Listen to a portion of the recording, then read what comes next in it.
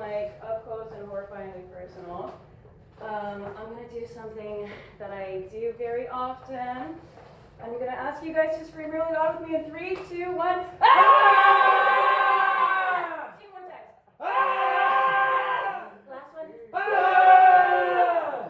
And then breathe it out, breathe it out. Unclutter yourself. Dust of the day. Just, it'll be there later. Just, there we go. Beautiful. Am I recording? Yeah, I'm recording. Cool. So I'm Awen. Only 2 of you don't know that. Thank you to my friends for supporting my shenanigans, as always. The princess moon is crossing your ankles, not your feet. Okay, so this is a biased crowd. I usually ask this question to people where the answer is 0, but I'm excited to ask this to an educated crowd. 2 questions. 1, what do we already know about Druidry coming into this? And 2 sentences or less, introduction of yourself, not your whole life story. I will start with a new friend first, if I may. I'm Ryan. I'm a musician and an electrician. Hell yeah. Very skilled. What do we know about Druidry? Yeah. Not a lot, honestly. Awesome. We will change that tonight. It's from the Celtics, right? Yup, onto something, Yeah. onto something. That's about it. Sounds good, happy to have you. I'm Sasha. Know very little. I'd like to learn, that's why I'm here. There's a lot of magic affiliated with it. Yes ma'am, it's a magical path for sure. Happy to have you. Marnique, I know you're disgustingly educated. I'm happy to ask you regardless. I'm Martinique, I'm the lady of this house. It's about rocks. Yes ma'am. Best answer of the night, it is about rocks. Love it. And about you, 2 sentences or less. How would you introduce yourself? Lady of the house is part of it, I'm sure. I'm a crazy freaking heathen. And Yes, that's what I I feel. worship the old gods. And me and Frey make things. You make wonderful things. Thank you for having me. Paul. Well, I'm Paul. I have been for about close to 10 years now, been a member of Ambliac Fine, Ravens Cry Grove Ambliac Fine, ADF. I am a mechanic by trade, and what I know about well, first of all, I'm always learning new stuff about Druidry and paganism in itself, even though I've been on this path for about 25 years now.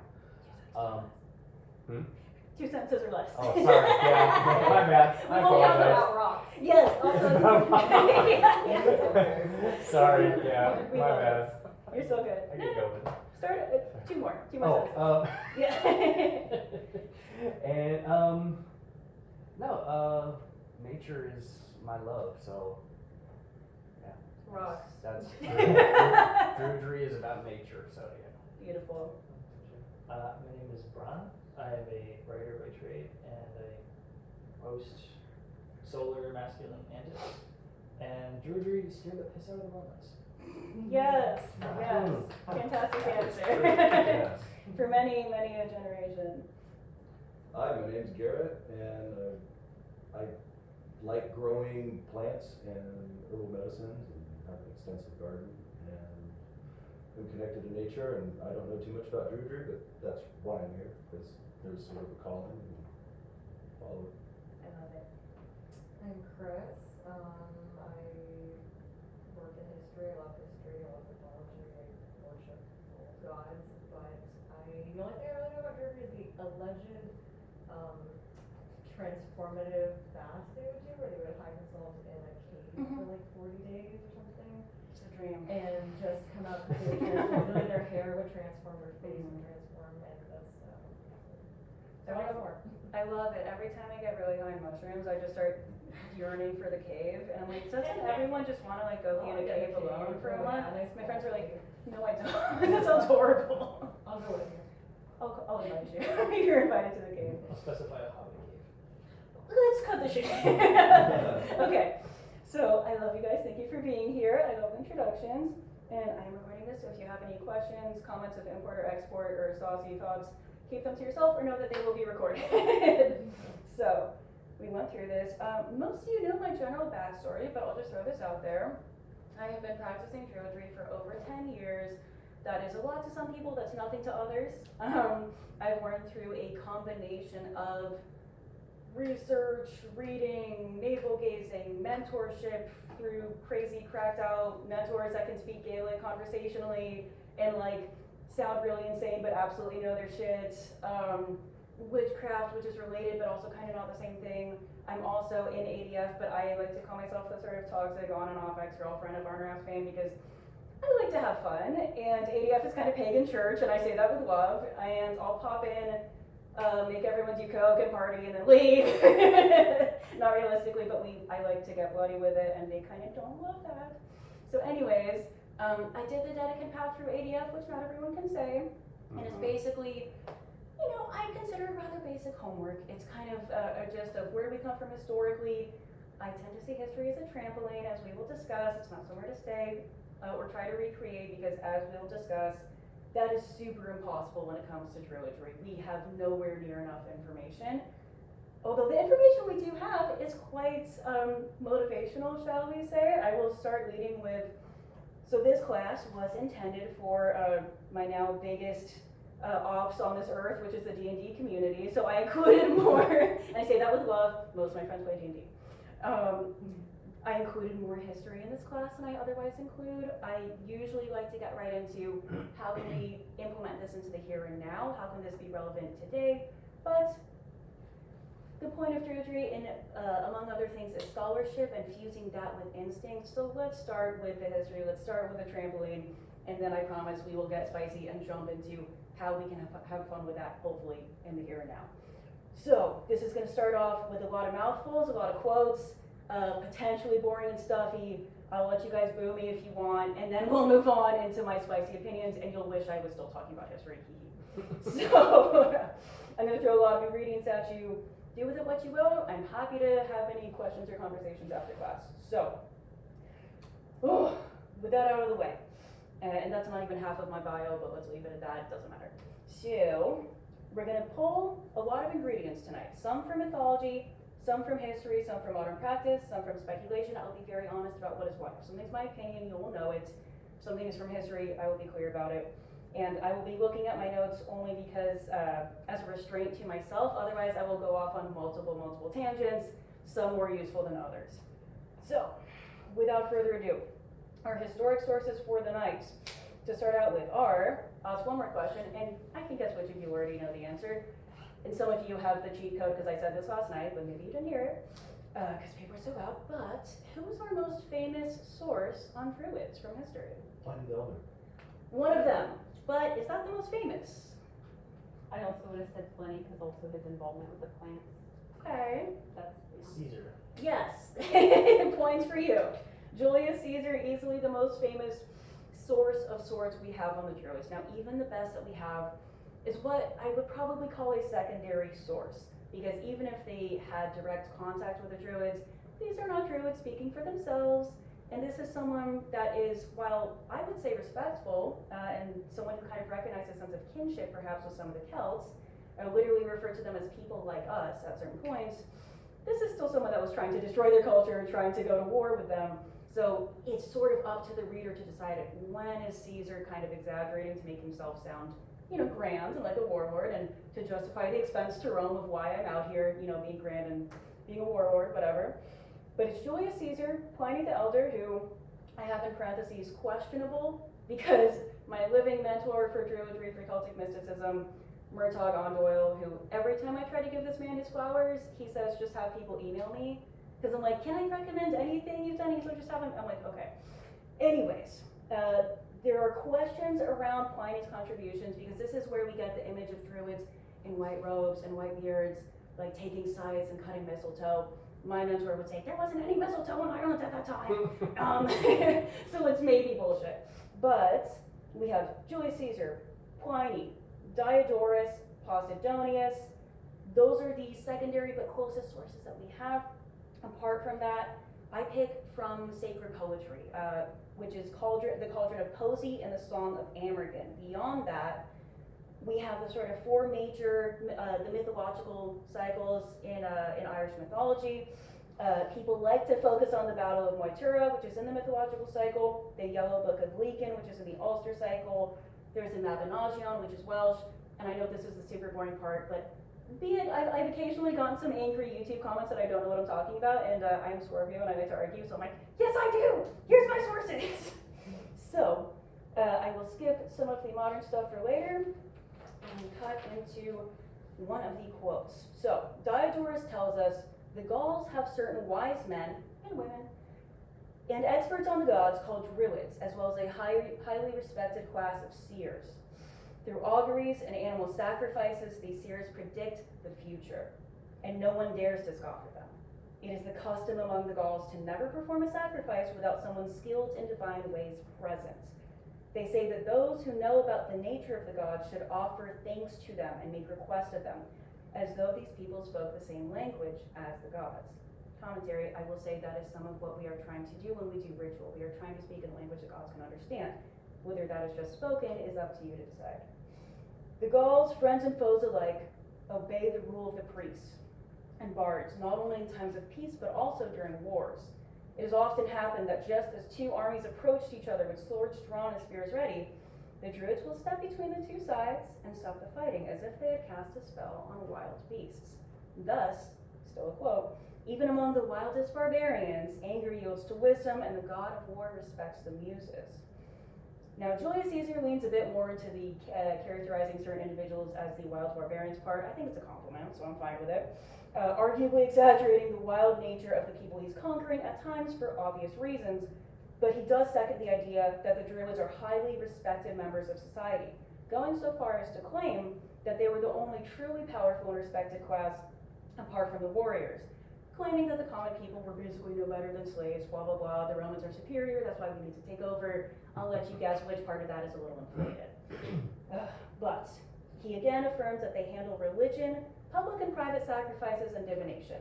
He tells us that the druids were arbiters of the law, mediating crimes or inheritance, or really any legal issue, which includes some rather fun topics, and I will list my personal favorite, Brehon law, which some of you might remember or already be familiar with. My personal favorite example of Brehon law, some people just call it druid law. It is some of the only surviving sources that we have that would be closer to a direct source. And when people like to argue with me and claim that when I say that we simply don't have enough history from the druids to recreate rituals, someone's always like, well, what about Brehon law? What about the evidence of cattle disputes from 280? I'm like, that's not the guide to a ritual. That's someone arguing about how many cows they owned. You tell me if that's the same as a grimoire. You tell me. But something that gives us some perspective is looking at, what they followed in the day-to-day life. And my favorite law is, if in a marriage, if a husband did not satisfy his wife sufficiently, barring a medical exemption, they weren't completely, as the kids would say today, ableist. They understood sometimes, okay, you break your arm, you break something, whatever. If it's not due to negligence, a husband that did not satisfy his wife had to pay a fine. So, and this was something that would be handled in public, mind you, so you should probably act right. So, the separate historian Posidonius saw the druids not only as respected members of society, but as intellectually a class to respect as sort of the intelligentsia. He saw them as philosophers, and actually stated that they shared the teachings of Pythagoras, not just randomly believers in reincarnation, but that they were readers of Pythagoras and they believed in transmigration of the soul. But I won't keep quoting them at you at risk of boring you, and I'd recommend find the sources for yourself, enjoy them. If you can get past the archaic language, they're actually quite funny repeatedly. So, blah, blah, blah. I have a question about mistletoe. Because the druids first started, basically, the Celtic land started in Western Europe and then moved over. Was it that why they kept talking about mistletoe? Because the mistletoe in Western Europe was the Gauls? Precisely, and that's where, so my mentor tends to focus on Ireland, Irish mysticism, but when we talk about the druids, we talk about the territory they were covering. It's everywhere from what's now known as France, the Balkans, the Celtic lands, parts of it, like this is large swaths of land. So you're 100% on the money. Some of these places likely would have had mistletoe, for sure. But I will still defend him because I like having spicy opinions. So I will include this last bit as a transition from the historic into the livable practice segment by saying there is debate over whether the druids were literate at all, or whether they collected records of their own, whether they were capable of it or even wanted to. This debate is simply because there are no records from the druids of their own accord, of their own religious practices. And I guess I'm usually kind of spicy when I'm writing stuff. I'll like be real annoyed about something. So at the time I included, when I've said this in some of the very few YouTube videos I put on the topic, my exact terminology, some unhinged terminally online super nerd competing in competitive pedantism will tell me that I'm wrong and obviously don't know what I'm talking about, that I'm making things up, when, as I just already stated, their only evidence to the contrary will be Brian law and records of property disputes, which we've already said are not the same thing. If it's not Brian law, it'll again just be repeating what I've already said myself, which is the historians that we've talked about, and again, it's from the outside, and they might be adjusting certain things. So anyways, some across time have claimed that the Druids were illiterate, and that they simply didn't know how to read and write. But that actually contradicts some of the history that we have. In large part because it was well known at the time, the Druids were able to speak and write in the Greek alphabet, and that they used it for housekeeping affairs, as Caesar put it. Posidonius tells us again, the Druids were not just general believers in reincarnation, but they were fans of sorts of Pythagoras and metempsychosis, meaning in all likelihood, they had to have read it at some point. And you bring up the different regions that Druidry, would have existed in. Given the noted cultural exchange between Celtic tribes and Greek traders, and the fact that Celtic territory stretched out into Greece, Turkey, and the Balkans, this seems highly probable. So given all this information, coupled with what we know about the Druidic emphasis on studying the oral traditions, passing on story through memorization, and what we'll discuss, the sort of study trajectory of Bard, Obate, and Druid, the sort of different chapters of becoming a fully consummate Druid, this path involved oral tradition, storytelling, memorizing books worth of epic poetry and history. And all of that plus what little we do know of the Druid's magical perspective, it seems likely and not terribly hard to imagine and intuit that the Druids were more than capable of writing down their own traditions for themselves, but they consciously chose not to. With all that in mind, I will ask you, why do you think such a powerful and devoted group might not have put down their wisdom into writing? That's a legit question. Please. So other people who weren't them couldn't get a hold of it? Big one. Paul? They were solitary. From everything I know, they were solitary people. They were, what do you call them? Nomadic. They That's were a good nomadic. word. So, yeah. The practice of memorizing and reciting was in and of itself part of the practice. Precisely, all answers. I see you thinking. Same, and it's evidence. That is kind of similar to Marnice's evidence. All of these, I think, are likely factors. Any other thoughts? Don't want to neglect anyone? My own personal contribution to that is just that when you read, we don't have 10 commandments, right? We don't have like a here's exactly what to do. But what we have are a lot of stories that tend to tell themselves in riddles and example. And what you see a lot of is people learning through ordeal, experience, immersion, breaking your heart, having one-night stands, going on benders, whatever the ancient version of that is. And to rely on the written word, there are repeated examples in the myths of don't just sit around navel gazing. You need to go out there and do it for yourself. So part of it is, do not use books as a crutch. Do not use, a transcription of someone else's vision instead of having your own. Go out there and do it yourself. Learn it your way. So the Druids actually had a literal taboo against writing the magic down. Because when you can rely on the written word, you are actively countering and undermining your own knowledge, instinct, and memory. When it comes to ritual, I keep the same rule. When it comes to classes like this, as I said, to curb my own ranting tangents, tendencies, I will look at my notes. So the Druids were against using the written word as a crutch, and a future would-be students leaning too heavily on the page rather than on the practice.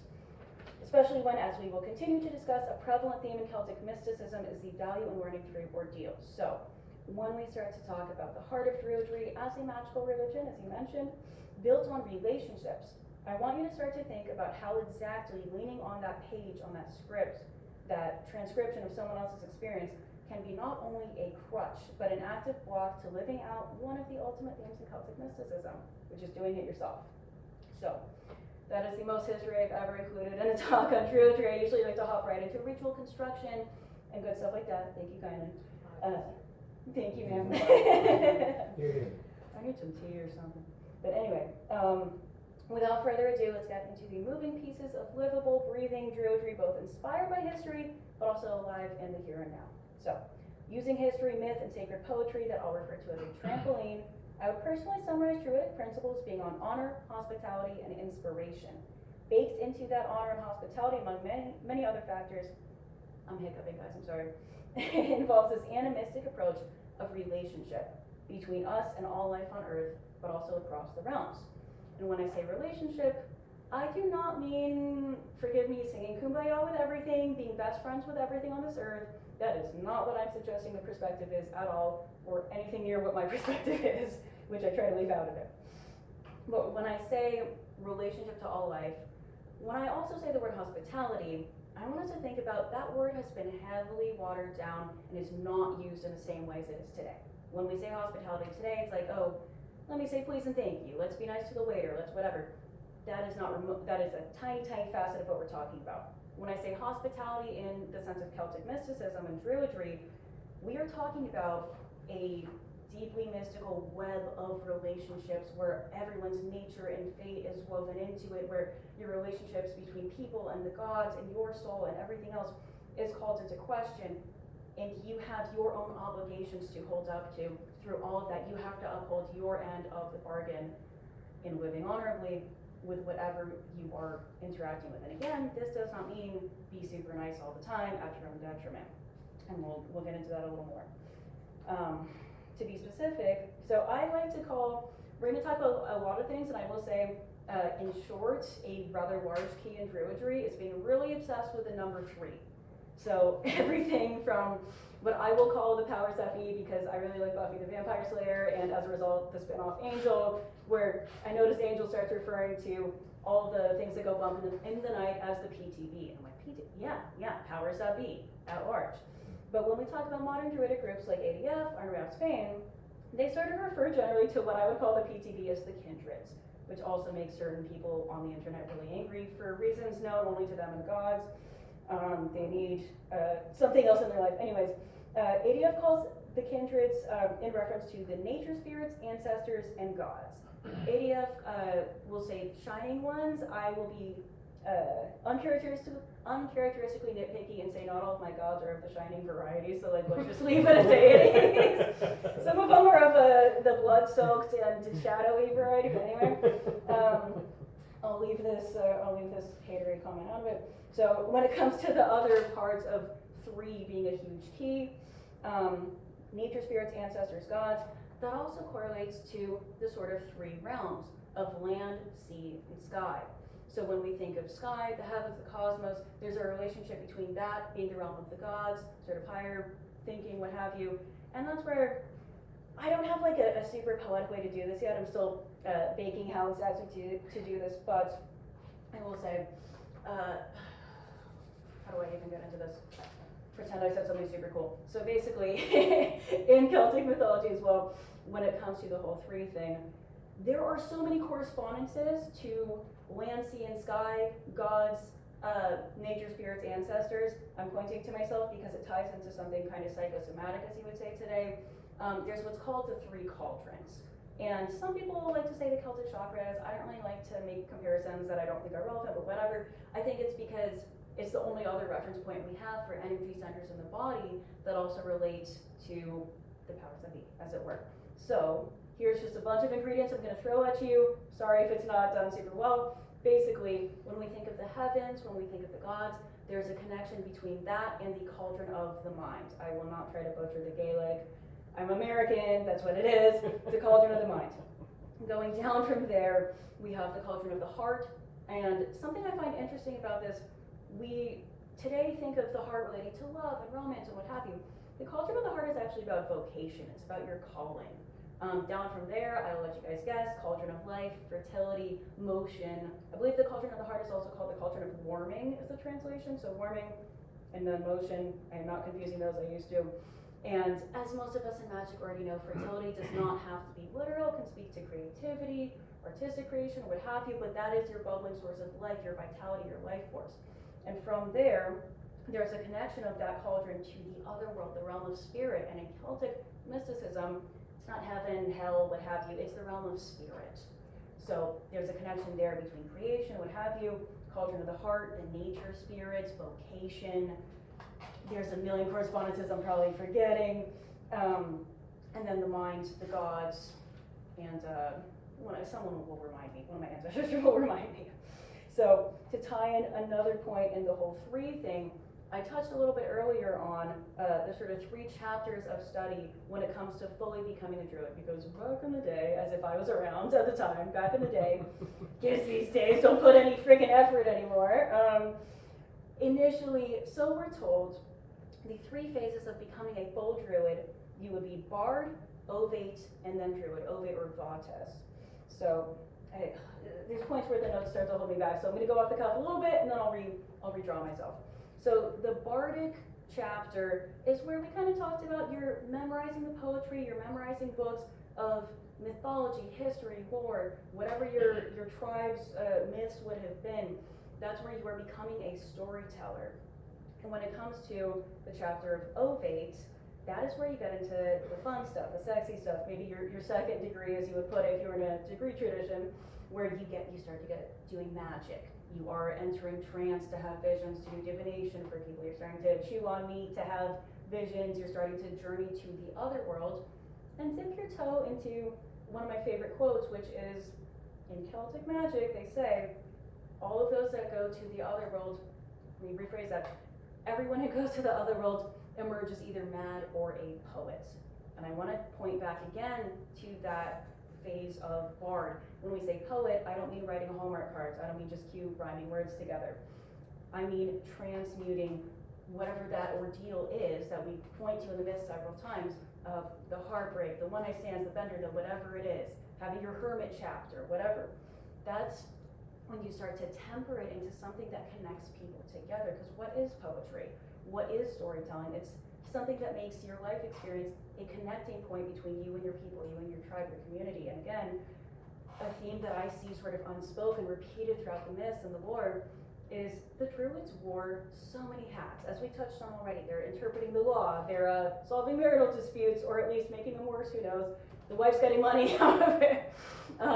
They're doing so many different roles that capability, it's sort of unspokenly suggested, capability is a sacred duty, and that is part of the point of having these phases where, like, you do not get to start doing the magic the first year, and you're doing the boring shit. And to this day, in magic, I'm sure many of us have experienced, everyone's like, I want to do the blood ritual, I want to do sex magic, I want to do whatever. Do you want to read a book? Do you want to, like, bring out the chairs and help the priestess, like, set up for, no? Okay, cool, then come back later, like, get a, you know. When I was a youngin', Yeah. the reading books and stuff was like also the fun part. Like, how's that not equally as fun? Precisely. See, but that's why we're doing what we're doing. And we're not on TikTok looking up spells. This is me being a crotchety old lady. Kids these days and their TikTok. Anyway. Caesar owes me 20 denarii. Say it again? Caesar owes me 20 denarii. That's goddamn right. That's what I'm saying. I don't care about seeming cool anymore. I'm just gonna bitch about stuff. Anyway. So. Some folks will get more. I like to keep things as simple. I call Druidry deceptively simple because, you know, on the surface, land, sea, and sky, and so whatever, like, it can seem very simple, but it will go as deep as you are willing to go. So some folks like to, in my view, kind of complicate it and start doing the east, west, I don't do all that stuff. I will leave that to the more straight up witches, to other traditions, to I hop around a little bit, guys, I apologize, but I will always connect everything back together. If I hop around, it'll make sense later. So, I think I'm done with this page.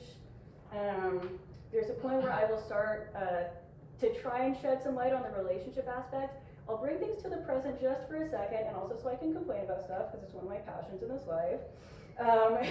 There is definitely, and full offense, I guess, or sorry if you fall into this category, but in the here and now, there's definitely a group of people that call themselves atheist pagans, and I have rather strong fucking opinions on this, at least as a druid, because I like cake too, and I like eating it, but you can't always have it and eat it. Like, there is a point, especially in this, I will speak at least to my own tradition as a druid, the reason any of our magic works, and we're talking about the bard ovate druid that's spending years of your life to get to the point of being a full druid, you don't just show up and go, hey gods, send me a wife, send me money, like whatever it is.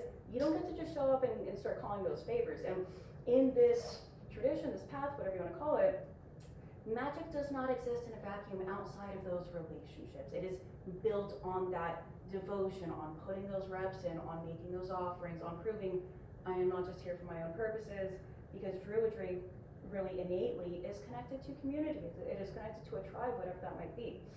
So I don't love the atheist pagan perspective because you're wondering, like, witchcraft and polytheism are separate. You can absolutely, like, I'm not, but you can be a witch and an atheist. You can be a witch and not have deities you work with. It's a skill set, absolutely. Not my perspective, and I'm sure there's other issues there. But you can be a polytheist separately. You can just worship your gods, make your offerings, and not really touch magic. Totally fine, they can be separate. Druidry is a fusion of the two. You don't get one without the other. Mind you, this is already a religion that's contingent on basically me and 4 guys with white hair, 3 of whom I'm friends with, 1 of whom I'm probably ops with. So like, it's not like this is a huge problem, but this is just something I feel the need to say. So, blah, blah, blah. I'll skip some other favorite comments, what have you. It's funny, since we were just talking about Mary Lord, because we made a Mary Lord, and we're talking about when it comes to the interpersonal relationships with you in your area, because the point of that, of going door to door to do the rhymes with Mary Lord, is to make sure people are still alive in the dead of winter. Yeah. The horse The horse, skeleton, yeah. yes. She goes and you do a rap battle, basically. Yes. To get the food, and all that part's fun, and making the horses fun, and the fact that it looks spooky, but when it comes down to it, you're making sure that all your neighbors are okay in the dead of winter. Especially the people that are older, and that also helps people connect when it came to like people who were maybe not so fond, people were not so fond of that neighbor who's gonna Yeah. check on them. Yeah. So, There's people a lot of that. forget that most of the magic stuff like this is just mundane, everyday stuff you're supposed to do, Community. and that's usually my problem with community. These days, the word is thrown around because people usually won't even lift a finger for their own neighborhood, You're telling me. but they'll wanna make a skeleton horse. Yes, yes, many such cases. So, where shall I go? I'll pose this next thought as a question before I kind of move on. If we're using a sort of non-fundamentalist cauldron of fertility kind of perspective, what comes to mind for the realms of land, sea, and sky? And some of you already have the cheat codes, some of you have heard me say this before, but if there were to be a physical flesh and blood connotation to land, sea, and sky, what would those correspondences be in life? In the human body, or? Those are all the hints you get. Paul, you already know the freaking answer, but Do I get eaten like I- the Sphinx if I don't get it right? Yes. yeah, what she said, yeah. I shall say nothing. I'll approach the Sphinx first. So Beautiful. this would be like, I would think this would be the sky, because you're closest to the gods here, you're closest to the sky way up here. Mhm. The land and the sea is the hard one, because I feel like that's such a toss up, because down here, on one hand, you think of foundation, so you think of the earth, but on the other, you also think of the water or the womb. So I would probably pick, this is the sky, this is the sea, and then your center's the earth. You already got it. You already got it. I want to hear the rest of it. You may pass into the great desert. I still want to hear any other thoughts, even though we already know. And Paul, you already know this. Somewhere along you lost. Maybe I do, but I'm not. It's not coming to me. So I mean, Okay. I'm working with a tired brain at the moment, so I got to I'm leave extra shortly to go to rambly work. tonight. I So. probably said it in a less concise way. Just to speak to the waters being the bottom, Mhm. in both also true northern traditions and definitely in the Celtic, wells and water springs are not just literal parts of the environment. They functionally go straight down to where the runes come from. There's kind of a great nothing that water is just a symbol to. So the earth is something at least very concrete that you interact with regularly, but if you fall into the wrong bog, you will drop to, until you land on Jormungandr's head. Like that, I guess I would put water at the bottom for the same reason, is wells and water springs are not just literally lower than a landmass, they also are the Gunungagap, the great nothing underneath the world. There's Absolutely. also a lot of creation that's saying that water was the original element. Yep. Started first, everything's created of water first. We are all in water first and sky. Absolutely. I will say part of that is why I really see the sort of Nordic traditions and Celtic Druidry as kissing cousins. There are so many shared themes, so much overlap. If you like one, you can probably get along with the other. Here I am getting along with Martinique. Like it's close. I started with Celtic before I started with Oh, that's switcheroo. Yes, ma'am. We went the other way. That's also the reason why I will actually fight people when they're like, well, you do the syncretism, and they like read about either of the practices and look at them. It's like, you mentioned earlier Celtic Mhm. extended from the Baltics to Ireland, like, so where were the Germans? Because they're functionally the same people. Damn right, doing similar stuff. So I will say, to throw in some modern stuff as well, and not to just keep throwing you under the bus, but I know you have heard me actually sing this repeatedly. There's a modern pagan fireside chant that you will hear if you are smoking weed with Wiccan soccer moms, or if you're at certain festivals. It goes, earth my body, water my blood, air my breath, and fire my spirit. So that is it's not directly druidic, but they're onto the same thing, and it's a catchy sort of way to memorize it. And it taps into the element of fire, where we talk about all the threes, cauldron of the mind, heart, loins, what have you. The fourth sort of a secret, not a cauldron, but what activates all of these things is the flame.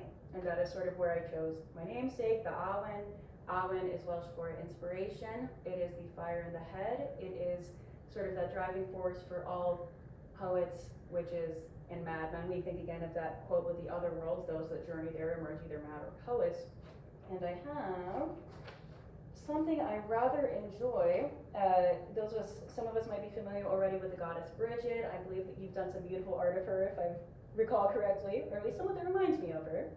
And the So- ritual. In this store, I'm sure it's somewhere around here. The Book of Invasions tells us that the goddess Bridget is born at the liminal time of dawn. Dawn signifying the sun of new life, that vitalism, that life force. She's born at dawn with a burst of flame radiating from her forehead that reached from the earth to the heavens. And this is again how Celtic mysticism teaches, not in commandments, but in an illustration. How do we travel the realms? Flame, inspiration. So we can think of this power as inspiration, both unifier and how we travel the realms, being that fire in the head. And when it comes to that, let's look a little more in depth on the cauldron of the mind, and again expand on what sacred relationship really looks like. So I'm not going to spit the entire poem at you, but I recommend you read it for yourself. But the Cauldron of Poesy, which originated in the 7th century, tells us, I sing of the cauldron of wisdom, which bestows the merit of every art, through which treasure increases, which magnifies every common artisan, which builds up a person through their gift. And that image of building up a person through their gift, that's one of the ways that this idea of sacred relationship kind of is shown to us over and over.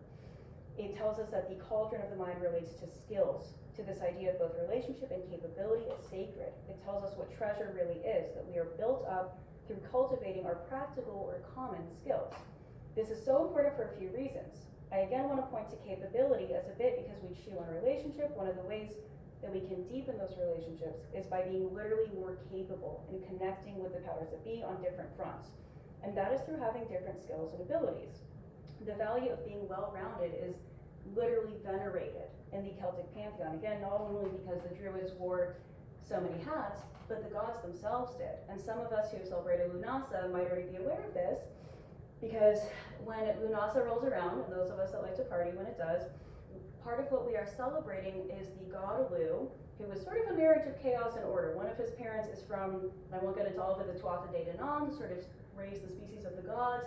And one of them is the Fomorians, or the Favora, who is basically the Celtic Jotun, if we're sort of doing that, at least I would say this. The giants, the chaos beings, who are not evil, but they're definitely that part of nature that's just like, stay out of the, you're not inviting them over for dinner. You're appeasing them so they kind of leave your dinner alone. But this is a child of one of each, both of those forces.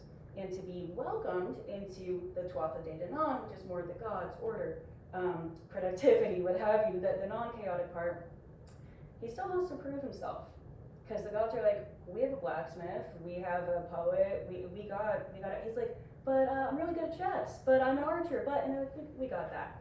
And I will spare you the long story. At the end of it, he's going back and forth with the doorman, because the gods have a bouncer, apparently. And he's like, but do you have someone that can do everything?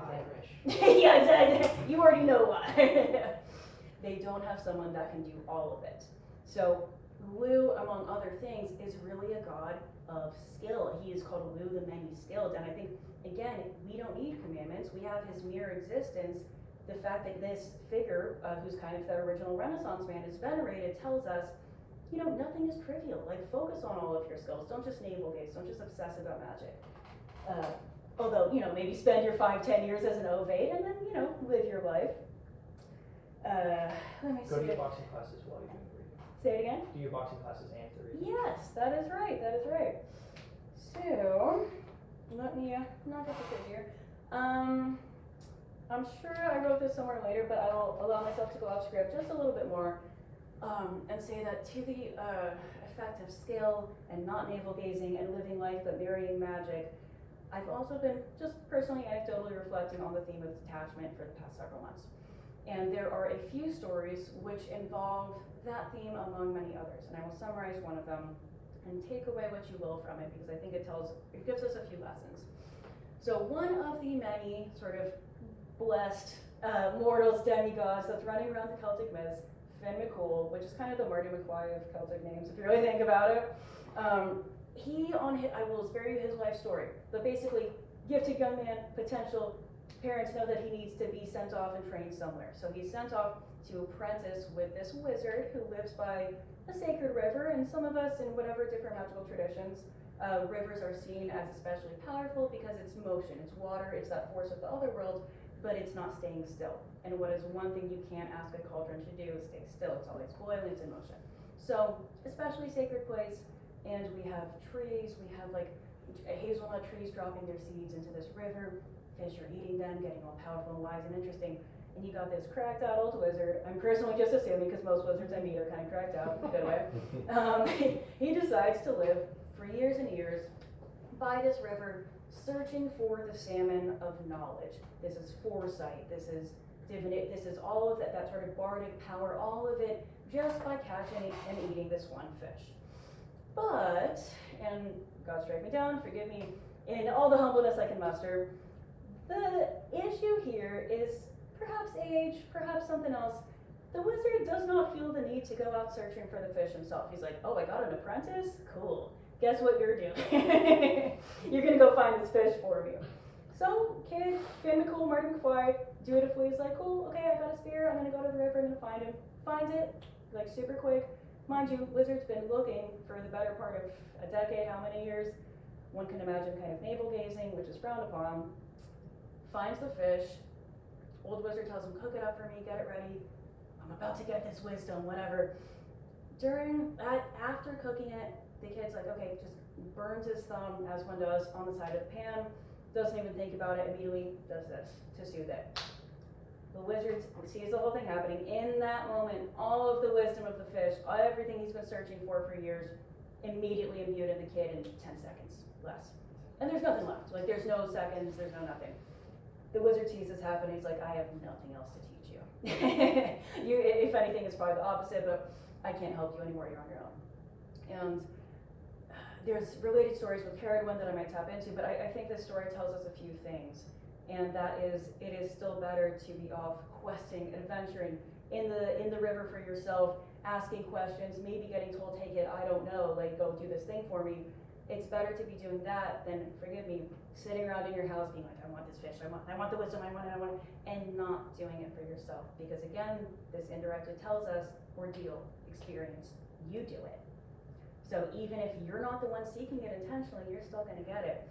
And to sort of move on into divination and thinking about the ovate and just Celtic magic overall, that chewing of the thumb, chewing the fat as it were, that connects to another method of Celtic divination, sometimes called imbos or imbosphorosnai. I'm sure someone who watches this will correct my pronunciation, suck my ass, I'm American. That's how it's spelled, which basically is not eating, but chewing raw flesh, chewing fat, until you start kind of ending up in a bit of a trance state, what have you, and then putting it on some kind of flagstone behind whatever cave you are currently occupying, avoiding the population, and visiting the other world. So that's kind of what I was saying earlier about what we know about Druidry, and I said they were nomadic. They were out there doing. They weren't sitting behind a desk writing things down. They were out there questing, doing. That's right. That's what we do. Does this make beef jerky effective pre-workout if I want to get into a trance? Now you're thinking, You're using 100% of your brain. A related story, and I guess that sort of indirectly points to detachment in a Buddhist sense, not in not caring, not in, oh, fuck life, I don't care about anything, but like, let's not sit around obsession gets you nowhere when it comes to just fixating, like, I want this, fuck what you want, get out there, keep questing. So I will bring up a summary of a semi-related story where, separate goddess, whole different situation, no mortals are even involved, I think, but you heard this story a little bit. The goddess Caradwen, goddess of witchcraft, magic, what have you, not a personal patroness of mine, so I'm sorry if I'm forgetting anything. She is kicking ass, taking names, she's got it handled, except she has this, forgive me, fuck-ass son, who just, and this is not my description, fuck-ass is my description, but in the lore, it tells us this kid is not easy on the eyes, he doesn't have a lot going on up here, he's busted. As the kid, he's just born chopped. And she's like, hell no, like no son of mine can be this fucking chopped.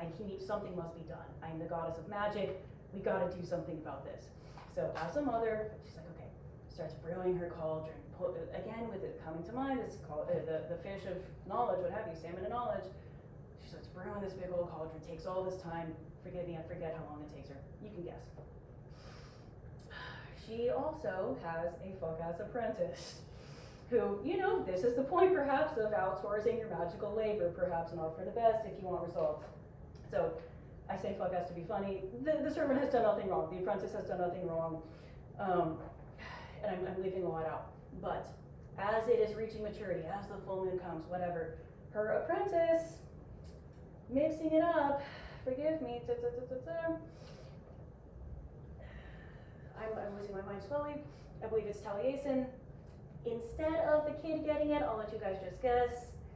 Accidentally, similar situation, burns himself, does this, power's gone. Kid is stock chopped. There's no seconds, there's no take backsies. Caradwen is not as forgiving as the wizard. She is not as detached, because that guy's like, whatever, alright, fair enough.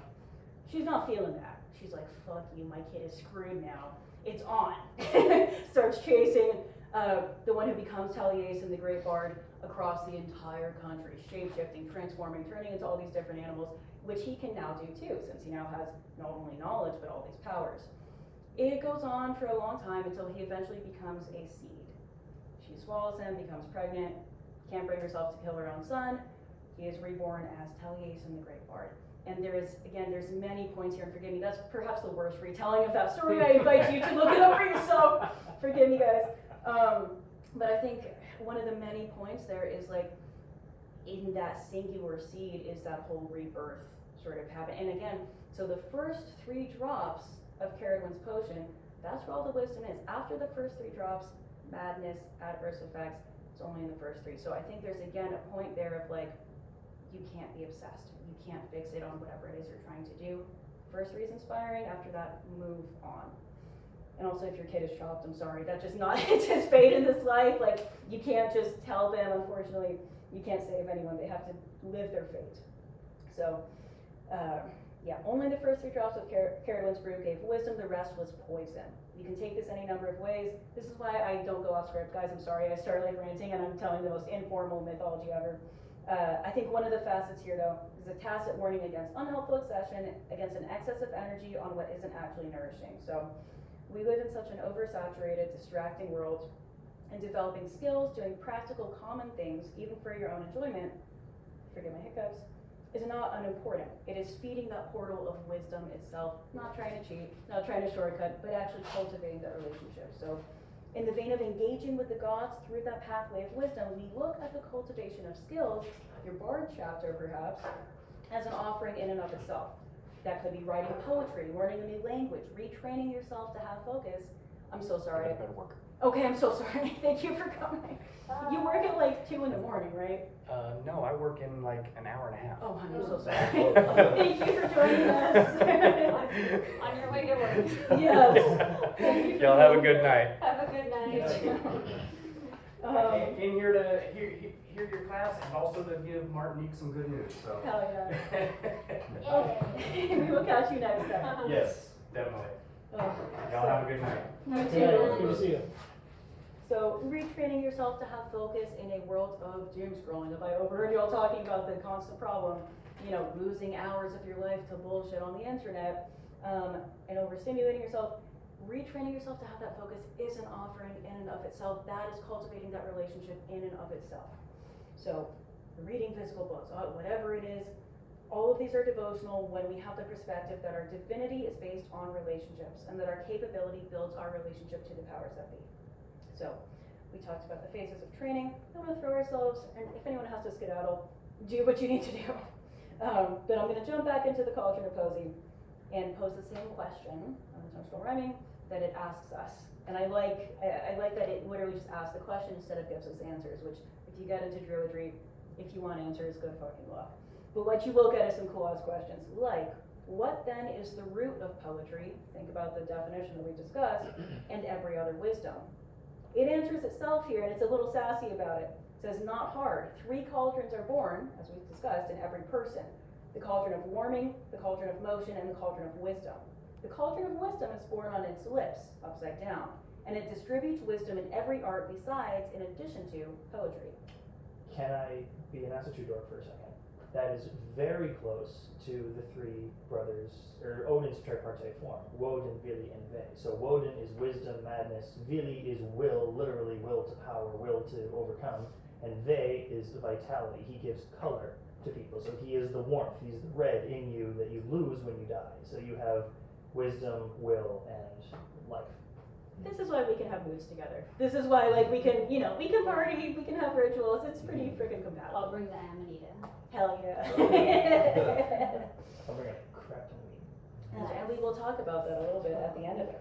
So, I kind of already said, I included this just to be thorough. Poetry is more than something cute. It's prophecy, it's satire, it's the ultimate skill of the druid to cross into the other world. When I say satire, again, this is not like a cutesy, oh, I'm painting a little picture of someone. It became such a problem where bards, they had high esteem, and actually one of the other Brian laws was that bards that were charging too much for poetry would be stripped of half of their rank in society. So like, I'm a Swiftie, but Taylor Swift will be fucking cast out. Just on ticket prices alone, she's price gouging. Anyways, satire became such a problem amongst the bards because they were legally protected. And they started getting real comfortable and going, hey, king, like, I want a comfortable life, you know, pay up or suddenly you're going to be the laughing stock of the country. Some of them got away with it, but it became outlawed because they pushed it too much. So, like, that's a rule and don't overplay your hand. Anywho's. So the upside down cauldron, I see that foundation of poetry inherently spilling into the rest of our essence from the upper world, that celestial realm of the heavens. So I will stick a little bit of this. The upper world, when we say that, it bears no positive like love and light, heavens, whatever type connotation. It's just a breakdown of the cosmos and the realms. All of them are equally crucial. And as you kind of already intuited, in terms of lore, this portal of wisdom directly relates to the head, brain, and face, literally the upper part of the body. There's certain things we're going to go over. It also correlates to the spear, which what I'm wearing blocks it. I have a tattoo of the treasures of the 12th day Danan. These are the Spear of Lu, the god that we discussed, kind of the OG Renaissance man, the Sword of Nuada, there's another class for that, the Lee of Fall, which is the Stone of Destiny, and the Cauldron of Dagda, who I will keep things as concise as possible. A long story long, the Dagda is the husband, the consort of my personal patron goddess, the Morrigan. I like to say that he has the fat pack, like he loves life. He's canonically described as somebody like that enjoys his meat, his oatmeal, his beer, but he will throw down if necessary. He's not quite a war god though. He's more protector, nourisher, sensuality, like this is the most oversimplified description possible, but for anyone who's seen Parks and Recreation, April and Andy, like that whole kind of thing, Chris Pratt, Aubrey Plaza, that's sort of the dynamic in very, very cheap and form. I feel like that happens with the Norse gods too, is you have war gods, then you have mostly like harvest gods, but all of them have weapons and a war aspect because you need to protect your land. So they're technically all have an aspect of war, but they're not all considered war gods. Right, exactly. He's not warlike, but he will throw down if necessary, and frankly, she is the whack hat in that situation. So as background, the god Lu, we sort of discussed, he's a great example of the value of skill manifest. So when he tosses the spear in the midst, it's perfect precision, the spear never misses. When we look at the spear itself, that means precision, clarity. It's also a pointy fucking wooden stick, which is ultimately a phallus. It is the world tree, the axis mundi, which is vitality, virility, earthly human life force. I had a labyrinth obsession when I was writing this. There's a little bit that I'll maybe skip over, but when we look at wands and druidry and in magic, it is ultimately a tiny spear. It is a tiny phallus. It is a world tree and axis mundi. There's a lot of art that I did not print out this time around that I can post later. We'll get to that another time. But the cauldron of wisdom, as we sort of already said, connects to this, correlates to sky, and in the Welsh, Nulafra, meaning sky and heaven alike, is spirit and a life force with all living things. Forgive me for not making the connection here. I think there was a piece of art that they were both in the same picture. Sue me later. So anyways, if you want to learn more about the sort of connections of the Welsh and whatever, I have a cracked out wizard for you guys to contact. I'm going to skip over some of this stuff. The Welsh is interesting too because they stayed pretty themselves, secluded, including their language and everything, which is trying to make a revival right now. Absolutely. So we touched on a little bit earlier of the sort of the chewing of the flesh, the emboss, that sort of divination I bring up is in connection to the mind magic. I'm a ranter, guys, I kind of already said sorry. But when we're talking about relationship, we're talking about magic, we're talking about all these skills. I want to get away from the idea that deity relationships, that powers that be relationships, are contingent on basically reading some list of correspondences, on externally superficially identifying with them on a surface level basis, and kind of painting by numbers until you have what passes for a practice. And I bring this up because, again, I hate TikTok. I hate this social media sort of attitude of like, here's the god for your birthday month, and here's, if you like this color, then here's your day. It's like, no. I was born on Lou's Day too. Really? And he was born on Bridget's Day. Well, hey, I mean, who am I to, sometimes, but somebody, I'll be mean later, anyway. So, you can make, with this idea of like the social media stuff, you can make the cute, aesthetically pleasing altar, you can make the frickin' tea blend, you can make the offerings that the influencer talks about, whatever. You can say the words you're supposed to say, and by golly, you're wearing the robes, whatever, you're a pagan, right? You're checking all the boxes. But I'm gonna go ahead and just say, checking boxes and doing what we do here are not even in the same zip code. I would say throw that entire perspective away. This is something that lives and breathes and is, again, the relationship is also you with yourself, you with your phases of life. It's you allowing things to come to you through inspiration, through intuition. So when we really think about forming relationships with deity, for example, ask yourself, what are you bringing? When we think about hospitality, honor, what is your side of that equation? What are you bringing to that? What baggage might you be carrying? What is your idea of what deity even means, what that God is? And what do you hope it to do or impact in your life? Do you think magic means waving a magic wand and suddenly you're going to be rich and win the lottery and whatever? Or are you here to have more of a journey? So, I wrote a bunch of other questions, whatever. So, when you're forming relationships, you're explicitly and implicitly, with deities especially, invoking certain essences, archetypes, qualities, and traits in yourself.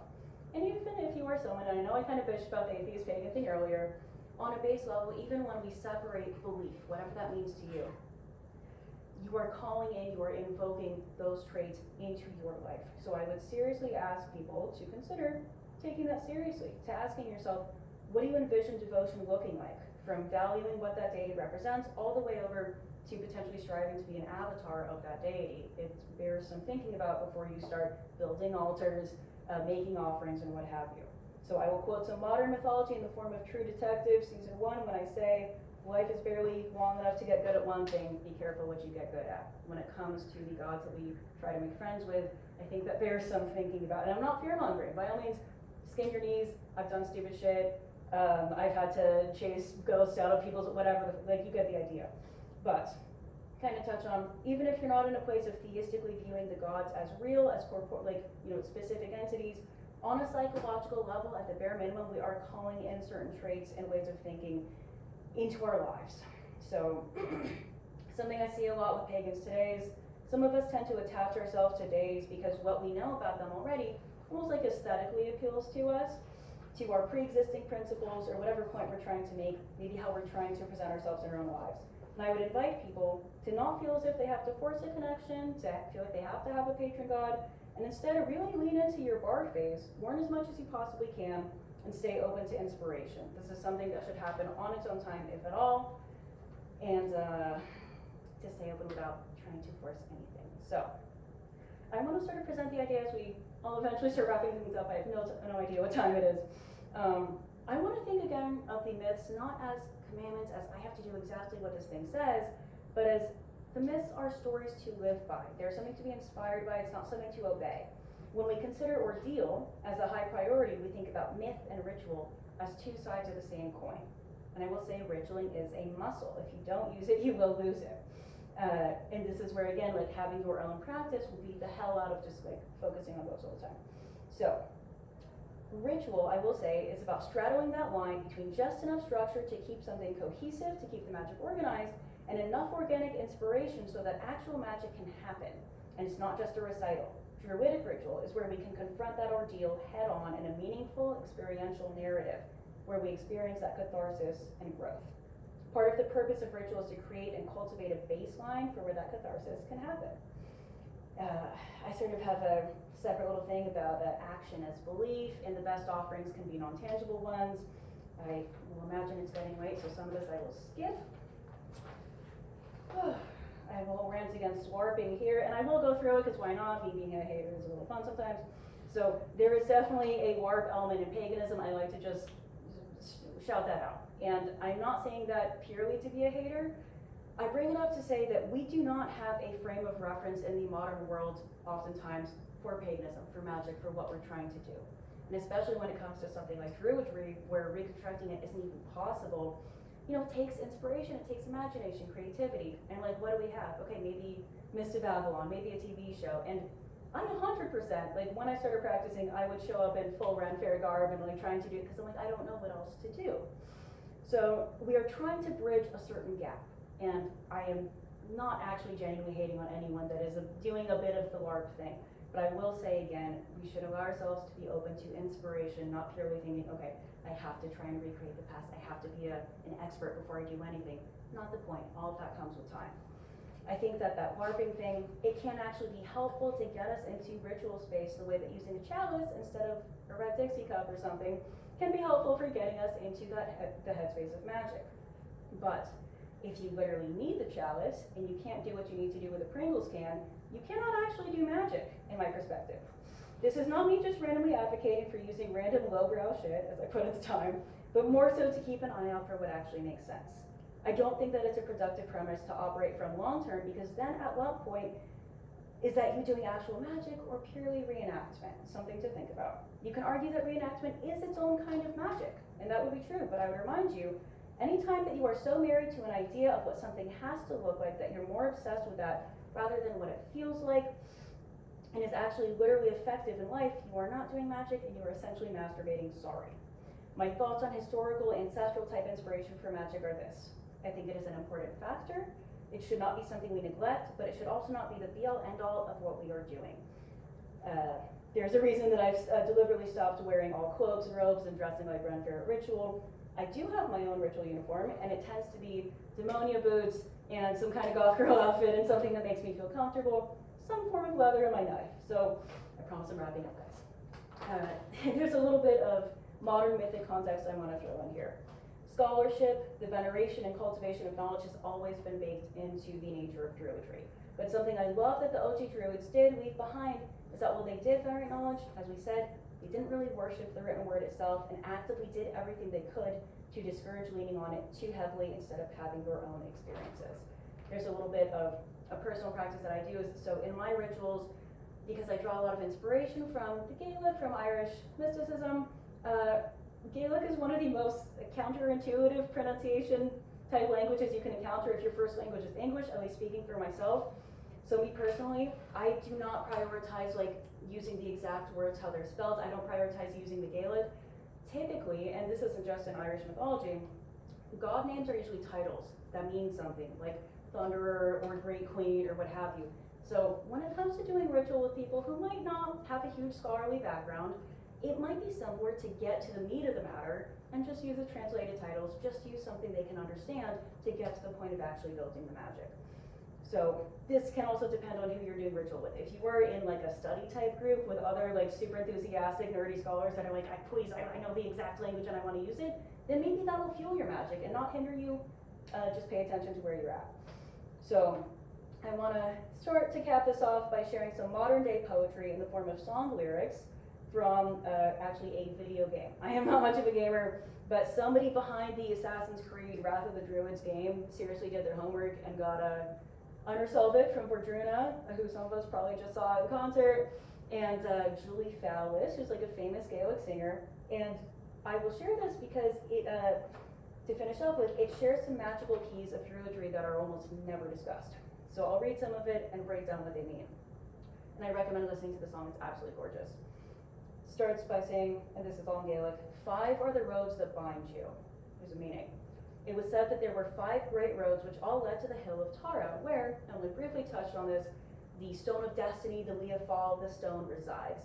And again, quick little explanation here, the Liathal, it's called the stone of destiny because it would cry out in the presence of true sovereignty, or true high king. This is a whole other topic and I will save it for later. But the 5 roads would be Sliege, Midlachra, Cuillin, Dala, Asal, and more. That's why I don't say a lot of Gaelic. The number 5 has special significance here though. The 4 points in the compass are completed by its center. Basically that center in Ireland is actually, it's a real place, it's County Meath, or Mead, since those people do not say THs, I noticed when I was there. Spiritually, that center is sovereignty itself. County Meath, or Mead, is where the High King held court and where the Stone of Destiny resides to this day, although that is contested by various Celtic people. 4 the winds that bless you, is the next verse. These speak to the airs or directions of the compass, which some people claim are a purely British thing, but not exactly. 2 faded heels that shall hear you roar. The heels are the feet of the true High King, feeling the roaring or the shout of the stone. It's important to convey that the stone represents sovereignty itself, or herself. In the way that I've discussed, I say this because usually I include a lot more about the Morrigan, separate class. In connection with the lands and fertility is this idea of sovereignty as a feminine force. That is the only force that can bless the king's rule. The one that throughout, the one that actually grants authority to the king's dictates and prevents him from just becoming a tyrant, because there's, when we talk about hospitality, the worst thing you can be is stingy, is to be a bad ruler, is to be inhospitable. There are many stories about this. So anyways, that force of sovereignty is what separates force from power, as it were. So this is what the stone does. The stone is not the crown itself, but it embodies that sovereign essence required of anyone that would wear it to not be a tyrant. It says 3 are the heads that kiss you. Please know that this answer is a little bit speculative on my part, but I will give you what I know so you can decide for yourself. Forgive me. So as we discussed, 3 is relevant to so many things. 3 are the realms of land, sea, and sky, the human world, the other world, and the white life of the ascended soul or divinity in the heavens. 3 are the cauldrons within us all. I have no idea what the 3 heads may be because I have not played the game and maybe there's some Easter egg in there. But the 3s of the cauldrons, the realms, the rays of the Awen, the facets of the Morrigan, the Triskelion. There is no explanation by the artist that I have seen, but I'm going to guess that it is some combination of all of those 3s put together. And I will throw in another fun fact really quick. Many, many modern day pagans have this forgive me, but have a bit of a persecution complex for things they don't fully understand, and this does apply to, unfortunately, the St. Patrick's Day story. St. Patrick did not have military backing, he had the Trinity, and the fact is, many of the Irish were voluntarily converted by overlapping mysticism and shared belief in certain things, because he's like, okay, you have the realms, you have your Triskel, I have mine, let's talk. I think people forget too with a timeline how long it took some of those countries to be taken over. Precisely. Because you can wreck a people within 1 generation, and it took them a little bit more than that, and bringing the gods into the church. Precisely. And then most of Europe had already fallen by that time. Yeah, and mind you, I am by no means a Christian. I'm Except not for saying. this. Yes, that's right. And mind you, like Irish, the Celtic Church is much more magical and very, very different than Catholicism as we know it. That's a whole other conversation. I was gonna say, like the Icelandic Church, or even just secular Icelanders went to such lengths to record their history. Like the churches have green men on the sides of them and stuff. They're very happy to kind of let this stuff. They never said the fairies don't exist. It was just a different order of the universe that they introduced. The other thing people forget is when it started invading Rome, it they really preyed upon women and the poor, promising people a better life in return for the people who were poor in the city. And Rome's already a Because that's why the countryside took longer to convert. They had their gods, but in the city where things are bad, it's easy to be like, oh, I promise you this life afterwards. Alright. And that is ultimately what pagan really means, is the sort of backwards, primitive country people that are just too dumb and stubborn to convert. It's like, no, we're quite happy how we are. So, I'll read through it a little bit more. Two faded heels actually, and yeah, so I like to include that as like that, to my knowledge, really was the key to Patrick's success, is that sort of slow overlapping, belief. So my own guess is simply that the blessings of the three realms availing themselves to the one meant to be crowned. Two faded heels that shall hear you roar, beneath them on Tara Hill standing the one we have fall. I am the stone heart of Inishfal, Ireland is called Inishfal. The heart knows the secrets that it hides away, the heart knows all it desires and needs, the singer that only sings under two heels of true kings. For Ireland's true will, I shall break my still. Fairly self-evident, the stone speaks on behalf of the true desire and will of Ireland, of the land, making itself known only in the presence of rightful authority. Tuatha De Danann, the gods that we kind of briefly discussed, brought me here from afar. Interestingly enough, the lore has it that the Irish gods were not actually born of the land originally, but came to Ireland through invasion, following their travels, which may have included Scandinavia. Nordic mythology is so close to the Celtic after all. So it is said also that they brought the Stone of Destiny with them upon their arrival, along with the other gifts or treasures, which we discussed. So that is the bulk of what I've got. I have a last little spiel about mushrooms, and then please feel free to run screaming in the other direction. Do we feel like hearing the mushroom spiel, or you guys want to skedaddle? Okay. Fuck yeah. So characteristic for this entire topic, I feel like I say this so many times people get annoyed, but we obviously do not know for sure if historic druids tripped, or how exactly they were tripping, or how they went about it. But what we do know is that psychedelic fungi do grow naturally native across Ireland, and part of how I know this is because I was talking to some cute individuals when I was in Ireland who were like, oh yeah, I just go traipsing through the forest and I pick mushrooms and I eat them. I'm like, cheers. And if the natives are still picking and eating them to this day, it seems obvious that the ancestors would have too. While a bit more modern, there is an Irish connection between mushrooms and the Fae, which I'm just gonna have to say again. I was about to ask about the thing. Yes, ma'am. I was like, that needs to be its own class. I want to talk about everything, but as you are witnessing, it's already so much. There is an Irish connection, though, between the Fae and mushrooms, because they are both referred to as pookies, or being away with the pookies. Calling people pookie is unrelated. So some modern interpreters also argue that the process of night, a sort of chewing the fat, which I think is fun, that chewing on the meat is a metaphor for fly agaric, since that is a red and meaty sort of textured mushroom. I think that's conjecture. I don't see why it wouldn't be literal. So there's a lot of, who am I to fucking say? There's a lot of back and forth about the role of psychedelics in magic. Anecdotally, and I see this as my attempt at a bardic phase, for years, I refused to touch absolutely anything, any kind of substance in relation to magic. And that only sort of changed after I had a focus on building basically a sober meditative practice. I wanted to know that I could meditate solidly and have trance experiences on my own without the help of anything before I even touched mushrooms. And at this point, that is the only thing I have any experience or interest with. I'm not a psychonaut, and I'm definitely not an expert, but I will give you my input and take it how you will. After refusing to touch anything related to magic for years, I have a rule where I will only do mushrooms on one of the 8 high days, or at the bare minimum, for a damn good reason, hopefully around a full moon. In the context of actual ritual, it is not recreational for me personally. I'm going to leave it simply at that. I do not think that the experiences you have on them are fake, and while I'm glad I built my meditative experience first, I'm glad I built my trance practice first, it's not cheating. It's a completely different ballpark. They are nature spirits in and of themselves, and they are attuning your mind to what is in nature so that you can commune with them more on their own terms. That's my 2 cents.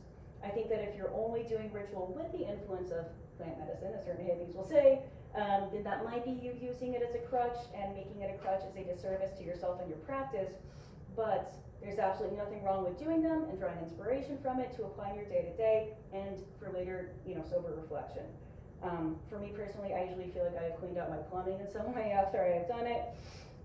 And it does remind me that certain things I see and do in trance are not only possible, but definitely actually happening even when we cannot always see them. So blah, blah, blah. I'm 100% sure, or 99.9% sure, while we do not have proof that the OG Druids were almost definitely tripping balls on mushrooms. So if you need the invitation in that way, it is safe to say that there is historical precedent. I would bet money on it. So apart from some goofy Brie and Law examples, that is what I got. Thank you guys for listening to me rant and ramble. I'm a rambler. Earlier, when you said you talked about going through the Druid thing, you talked about going through Sun's program, what was that you mentioned? Absolutely. So there's something called the Dedicant Path in ADF in Armagh, Spain. I actually stand by it and I recommend it in some capacity for any pagan, not just self-identified druids, because basically what it comprises of is you kind of, just for the sake of study, you have to pick a hearth culture. ADF is broadly Indo-European. You can use a template as you want. But you have to pick a hearth culture for the sake of focus. You study some basic pagan history about that culture, you study their myths, you have to study some modern pagan type stuff. I remember reading Drawing Down the Moon, which is like this fucking big, and it's basically from the 70s on. Yes. Like America, which I think is well worth reading. And some people I know are mentioned repeatedly in it, which is fun. From there, you basically, I think it's fun. You have to do book reports, which I think is cool. They're not actually that long. And I'm actually, okay, this is me shaking my cane again. I'm kind of annoyed because when I started it, you had to, the hardest part, so all the book reports, what have you, you also had at minimum a 6 to 12 month period where you had to have a regular meditation practice and journal about it. They have fucking shortened that to like 3 months, and I'm like, you motherfuckers, like I did it for the whole year. That's the problem too, like both groups I'm part of, I'm happy with because there's a ton of work. Yes. But that's the problem is a lot of these groups and stuff, when they start cutting corners and shortening things and stuff to lower the bar, they start losing a lot of Agreed. importance. Especially because like used to, when the world was better for artists, I guess, you'd study under somebody Right. like for however long, or or things would get passed down a little bit differently before so much medical stuff or whatever started invading. And I feel like with all the pagans saying we want to get back to something like that, Yes. when they start lowering the bar too, I'm just like, I'm out. I agree. And they don't, and this is part of why I refer to myself as like the toxic on and off ex-girlfriend of ADF, is because like, I think that they do not make you do the dedicating path. I think they fucking should. Because it's the Yeah. bare minimum. This is not even deep liturgy, this is not ritual construction. This is like, hey, do you know basic shit about, like, do you know what the 8 high days even are? And again, nothing against not knowing, but this is the point. And again, like Druidry is the fusion of scholarship, practice, into it's all that fused together. So yeah, you absolutely should read a book. Well, yeah, because once somebody gets to the point where they're going to start calling themselves either a high priestess or a druid or what have you, if you don't know the basics, don't water down the word because the bar is on the floor. Thank you, because that you're not doing shit. You're not doing it.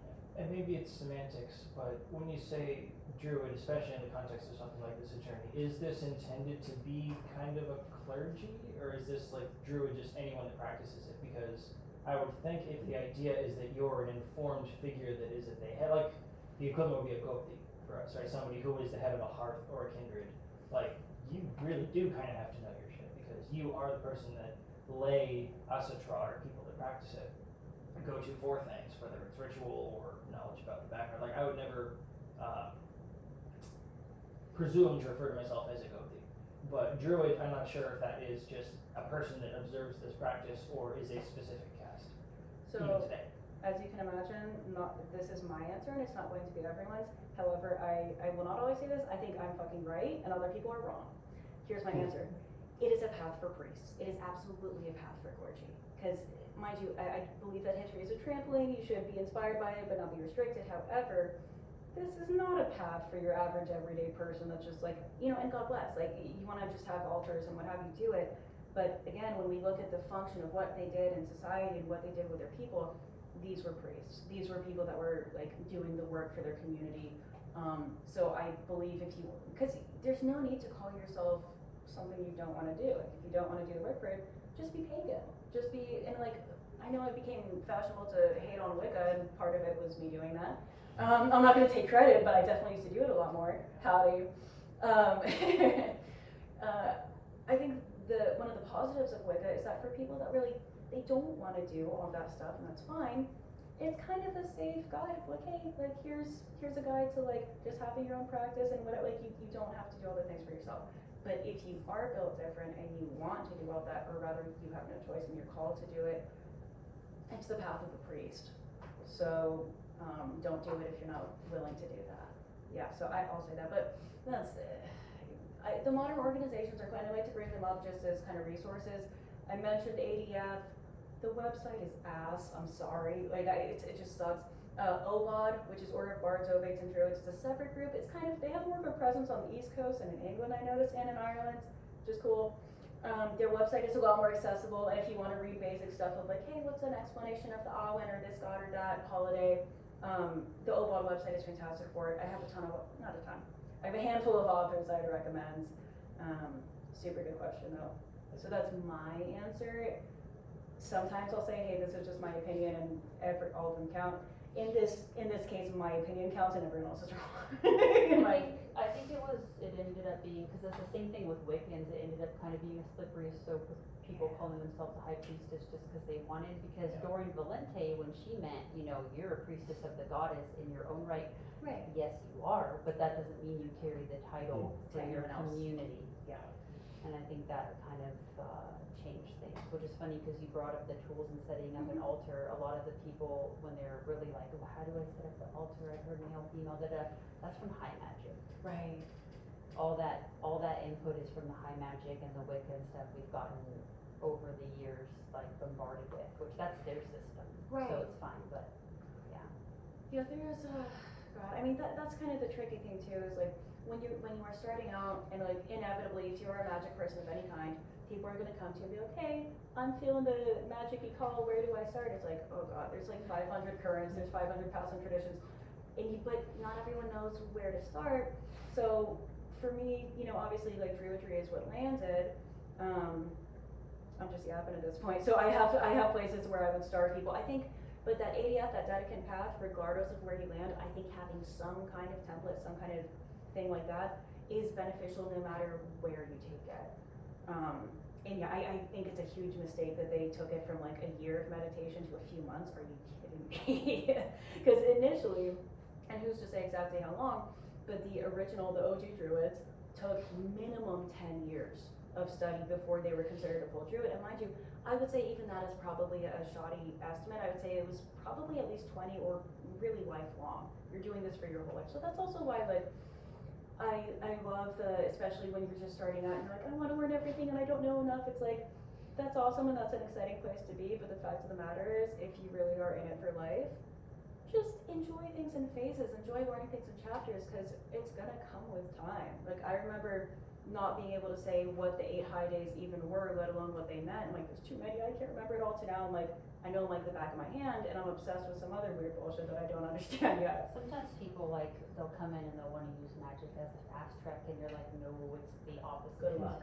Yeah. It's the slow track. Yeah. It's the labyrinth, yeah. So I was trying to explain to a Catholic friend of mine how we understand magic working, because to her mind, she's trying to think of it in terms of like the Holy Spirit, right? In which there's a very specific conscious, Yeah. But it's magic, sure, that it's an ambient effect in the world, but it has a single tract. It is a consciousness that is doing something. Right? I said if I was to tell somebody who asked me about it, say it's like radiation. You can do a lot with it. It's an ambient power source you can have more or less of in places. But if you don't know what you're doing, you don't do it right, and you leave it out of the box when you're done, things go bad really quickly. So Which is also valuable experience, I will say. I'm all for get blown up. Well, Get blown up, who cares? I still get blown up. I got blown up on Tuesday. Yeah. That's why I have flowers. But we don't know what to do when we do get blown up. I called poison control. Morning. Was that like? It's so cool though. I have a thing that says I got poisoned by root. Fuck yeah. Well, if I may, because I have not met Jill before, can I ask any thoughts of import or export, any questions, you're totally crazy? Can I ask of any thoughts? I was just wondering if you're gonna hold like a separate class on fairies and in connection to, I'm gonna butcher his name, Tuatha De Danann. Yeah. So, fun fact, I'm from California, I live in Texas. I'm here for the night, essentially. But fuck it, yeah, maybe I should just come, but yeah, Yeah, you need to I come back. think Okay. For you, so I'm doing that too. Good idea. Oh, So yeah, for you. I love teaching here when I can. So when I plan my return visit, I absolutely shall. I love the interest, and I'm kind of learning. I think teaching for me has been a great way to just learn more about because my way of understanding something isn't always the best way to convey things, and I have flopped hard as fuck before, and it was a definite teaching experience. And then I've had people who totally get it, and they're all important. But long story long, I'm learning that some ideas need to be totally separate classes, and I've in the past kind of tried to mash up things that like I think are super connected, and people are like, what are you talking about? So I would absolutely love to do that, and just it's gonna be months down the line. But Okay, yeah. well, keep me posted. Thank you. I'm Primal Druidry online. You can find me. I rant a lot, and I am also a personal trainer, so you're gonna see a lot of just super mundane gym stuff. I'll find you and add you. Beautiful. Because that's also, I like to include this too. I have a class specifically on my patron goddess on the Morrigan, but my personal most consistent offering to her is literally my strength training. Because that's one of the ways I invite people to think about the nature of deities is like, okay, she gets pigeonholed a lot as like a war goddess, battle goddess. That's a means to an end. If you read the myths and into what's actually happening, she does that when it's called for and sometimes when it's fun, but the point of it, the center of that, I would dare say, is sovereignty. It's to stand on your own 2 feet, it's to have like dignity essentially. So you could say she's a goddess of war as much as you could say she's a goddess of sexuality, magic, divination, which many people say, or shape-shifting.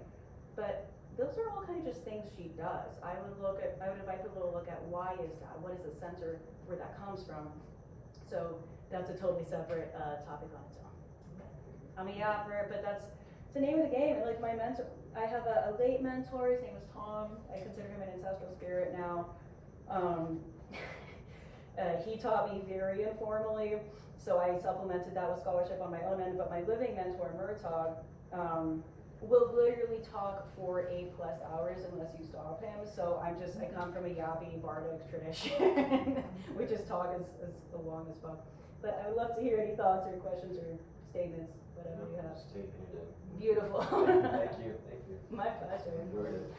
Absolutely. Yeah, I loved how you're talking about ancestry and the connection to Nordic and Celtic.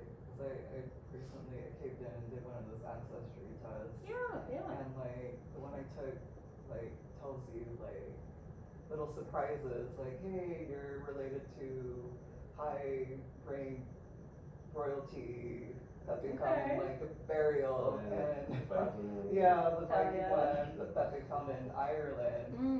So I'm like, oh, that's cool. Something to dig into Yeah, for sure. definitely.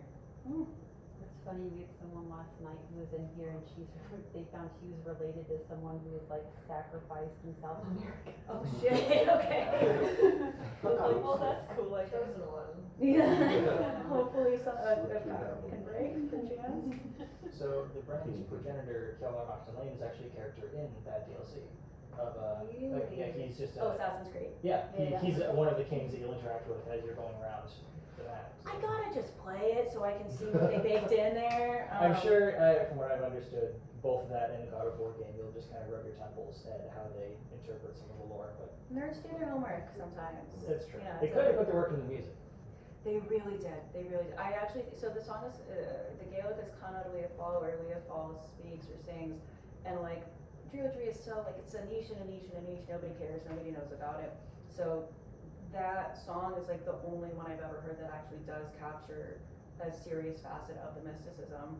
And I have like, there's Gaelic artists and what have you, but like, I'm borderline not even joking when I say modern Druidry is me and 4 guys with wet hair, who I'm either friends or serious ops with. So many, like, it doesn't matter if it's games, movies, nothing have either they employ witches or they just have them working or whatever. I didn't know until last night that I guess the demon payment that we were doing last night was used to represent. Hereditary. I never even seen the movie. Fair enough. So I was like, oh, that's interesting. So when I was looking at the seal, I saw that. I'm like, well, now I gotta watch the movie. Yeah, I'm curious what you It's a think. fun movie too. Oh yeah, okay. Have you seen it? Is it very? Yeah, Yeah. I know But some of it, but Damon should be. you know, I'll throw this out there. Before too much more progression, something that I like to incorporate in ritual that we have a little bit of an idea of. The Gaelic is druid, means like the druid's buzz or chant or something, and it's similar. There's another overlap here. In my mind, it's similar to the Nordic Galder, which is like this sort of like guttural intonation of the runes, but it's even more guttural. It's not anything. It's just like literally a buzz. It's the translation is buzz, and so I'll incorporate it into ritual in the sense of like when we're getting into a trance mindset, we're shifting from mundane into this. Screaming is an awesome way to do that, and I do that regularly for ritual. But some sort of visualization I'll do is sort of mist, literally the mist of Babylon. Like that is a sort of theme in Celtic magic. So I'll have people sort of think of that sort of like the fog, the mist of day-to-day life in yourself, and then we'll together start doing that buzz, doing that until it sort of divides the mist, until it brings that clarity, and we have that group mind, we have the ritual sort of mindset. I used to end, maybe I will in the future, I just don't want to right now. I usually like to end classes with something called a version of the Two Powers meditation, and I will totally throw that at you guys as homework if you want it. One of my greatest living inspirations is this guy with white hair in Ohio, literally, just a former hippie, name's Ian Corrigan, maybe still an actual hippie, super cool guy, technically an ADF, but on our one singular meeting, I showed up, I had a corporate job at the time, I was working for AT&T, I couldn't get much time off, I literally took a red eye, right after I got off work, flew to what's called Wellspring Gathering, ADF does it, I think once a year, every other year, and I'm like, I've been reading your work for years, I've been listening to your trance audio for years, which is what I'm going to recommend to you guys if you want it, of like, he has these free audios online that sort of introduce druidic meditation and druidic sort of audio-induced trance that I shamelessly like have incorporated into my own practice, also because ADF incorporates a lot of it. He's technically in ADF, but he's also kind of just his own practitioner. And when I like super sleep deprived, like super gnarly, just flew right over there. And we talked online before, we're Facebook friends. And I'm like, we need to talk about how nobody wants to do real trance anymore. And he's like, I know, you're just pushing my rock up the hill. I've been doing it for years, now it's your turn. I'm like, fine. So that's the connection, I feel like, between generations. There was barely a hi, how are you? It was just like, I have 2 hours that I'm here and we just need to talk about this. He gave you the kingship. Yeah, yeah. So, but yeah, this is another thing that's going to sound super boring, but that I feel like I constantly recommend to people newer and more seasoned alike. There is no substitute for learning plain old like mindfulness meditation. From there, I think is where because how can you learn how to do trance? How can you learn the difference between the voice of the gods, the voice of your ancestors, if you don't know how to sift through your own voice, your own clutter, what have you? And no one wants to hear that, I feel like. I'll occasionally get those questions of like, I feel like I'm being yanked into other realms in my sleep, what do I do? And I'm like, do you meditate at all? Do we have a grounding practice? No, I want to do magic about it. I'm like, what do you think magic is? Where do you think that that energy comes from? Do you think you literally wave a wand? Because if you don't have willpower in your own life, what pull do you think you're going to have across the realms? I don't know, start you're on your magic. yeah, me too. Here we are. I think that if I like had no morals and I preyed upon people who were desperate like that who just thought it was Harry Potter, I'd be a millionaire right now. And then you get hit by a truck. Yeah. Yeah. That's what happens. Instead me and Frey are angry, we're just like, why do you think you can do this with no work, you entitled little snot-nosed brat, get off my lawn. That's right.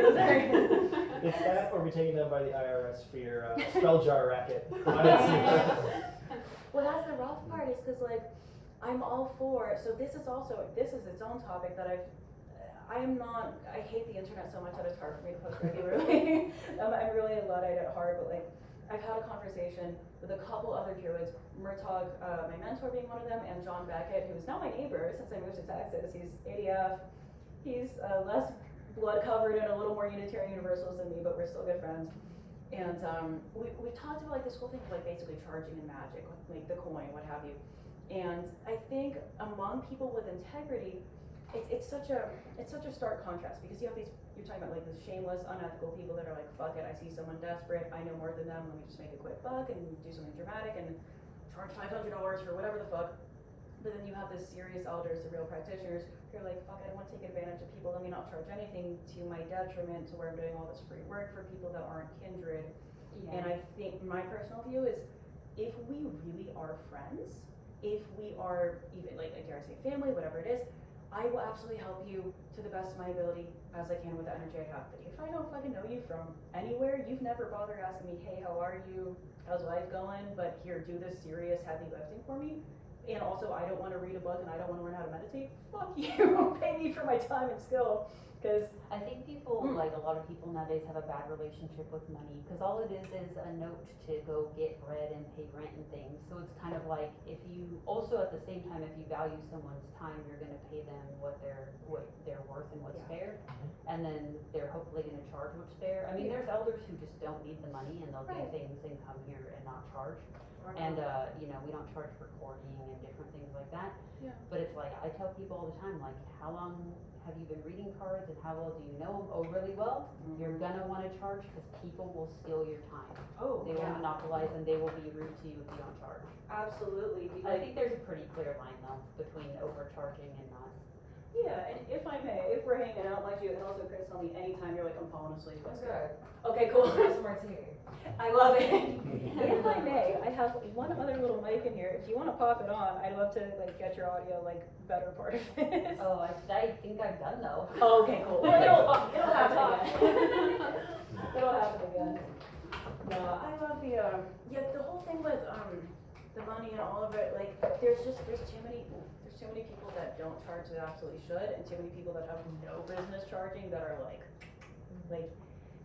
I will never name names, but there are definitely people who have been in my inbox being like, hey, like, I'm a new practitioner, what's your advice on starting groups, whatever. A few months later, they're charging $600 for conjurings and this, that, and the other, and I'm like, you motherfucker. Actually, somebody got kicked out of one of our groups because they didn't even move up to degrees. They were just like neophyte, and they wanted to say that they were gonna charge like $2,000 to summon a goetic spirit. I was like, that's funny, you can come here and we'll just do it in a ritual. What are you talking? We don't do things like that. The most we'll employ like Matilda. And I'm like, she ain't gonna charge $2,000. And a lot of times people like that luckily get booted. Yeah. I think the worst so far, which they're Christian now, so I will name names. Shocker. They were called the half-ass witch, appropriate. Yeah. And they were trying to charge like $500, $600 to help connect you to your ancestors. And I was like, girl, the ancestors in my blood, what are you talking about? Yeah, and she grifted for about a year. And then the next thing you know, her website was down, and she's like, oh, actually, I think I'm a Christian. I was like, good. Yeah. They have the money. Oh, yeah. I give Jesus my blessing. No, I will say, so like I do, like as a side thing, I do professional magic on the side. I kept my prices very consistent for a while, and to me, like fairly reasonable. And I recently, so I have a dear friend that lives in New Orleans who has an English degree, like super educated lady. Her full time, she's super chronically ill, so she does magic full time. She looked at my prices, she's like, you were vastly undercharging for what you do.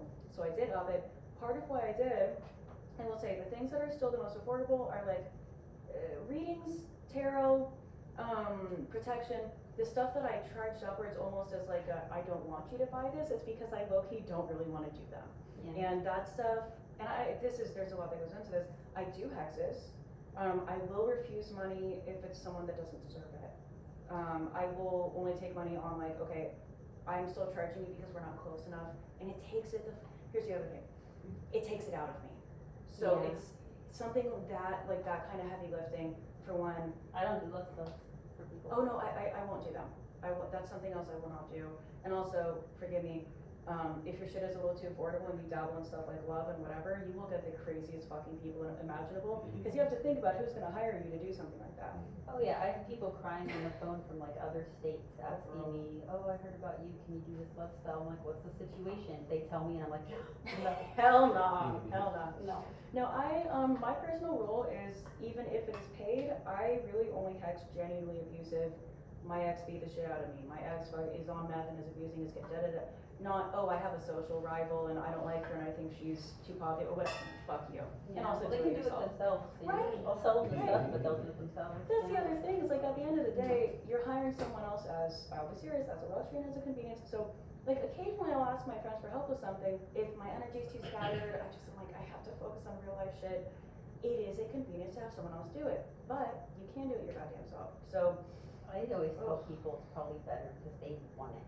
So Right. they'll come in, and pretty much the only thing I ask them to, because we get a lot of like court or justice, and I'm like, all right, are you innocent or guilty? I'm not judging you, but don't lie to a witch. Tell And me. they're like, I'm guilty. I'm like, guilty okay, as then fuck." you're gonna want this. It makes it- Here, I will say, I'll throw this out there, it has definitely been a journey in starting to do witchcraft like as something I charge for, because people that are not super serious, not super serious, but just like newer practitioners, the things that they deem necessary or not to tell me will differ from what I think is necessary. Like I had someone who's a dear friend, and I'm not, this is with all love, didn't tell me that the guy she was asking me to hex, who very much deserved it, super abusive piece of shit, was also a practitioner, was also like a 3rd degree ceremonialist, was also on multiple serious drugs, was like just all this shit that was very related. I'm like, babe, this would have helped to know the first time. Because she's like, usually, and there are no guarantees, things will happen, this is a whole other topic. I will, that being said, my cook time for curses is usually within 6 months. I've noticed that over repeated times. And 6 months sort of passed, and she's, and I'm like, I can't promise anything, but like something should have happened. Can you get, and she's like, well, can you hit him again? I'm like, that shouldn't be necessary, like, what's going on? And then she tells me, oh, he's a practitioner, oh, this, and I'm like, I should have known that. That's the other thing too, is why I don't do spells for people, is they will come back the next day and ask Right. you why Prince Charming isn't taking them away on a horse, and I'm just like, are you for real right now? I had somebody who did a spell, I wrote everything up, they did it themselves, and I said, probably 3 to 6 months, that seems to be the wheelhouse, and I was like, she wanted to break 2 people up for the sake of a kid, Yeah, and I was like, don't look at their social media. very important. Comes back after looking at their social media saying they're gonna go on vacation, I'm like, no, they're not. Right. Don't look at their social media. Comes back, they say they're getting married. I was like, girl, I'm looking at this post, they're not getting married. They're not. She comes back and she's like, yeah, everything's deleted and they broke up. I was like, Leave it alone. don't leave it alone. So that's super important, and this is a story that I've heard Murtaugh tell a bajillion times, and I like to repeat it because it's so important.